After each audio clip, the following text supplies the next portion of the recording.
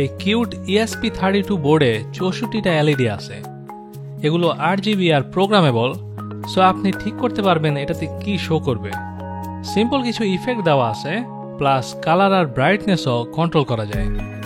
So যেহেতু এটা programmable, আমি এটার কোড চেঞ্জ করে যে কোনো কিছু শো করতে পারি, যেমন সময় বা কোনো টেক্সট।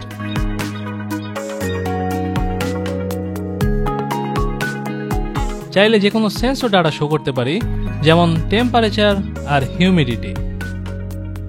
এখানে আমি বৃষ্টির মতো একটা অ্যানিমেশন করতে চাইছিলাম, আর আমি যেহেতু এটা হোম অ্যাসিস্ট্যান্টের মধ্যে সেট আপ করছি, চাইলে এটার সাথে অটোমেশনও করতে পারি, যেমন যখন আমার দরজা খোলা থাকবে এটা ওয়ার্নিং শো করবে।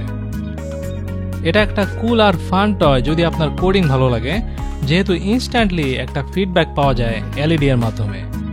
এই ডিভাইসে ওয়াইফাই আর ব্লুটুথও আছে, সো আপনি দূর থেকে এটার কোড আপডেট করতে পারবেন।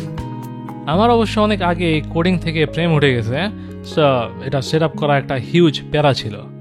প্রচুর বাগ ফিক্স করা লাগছে। Still I love this thing.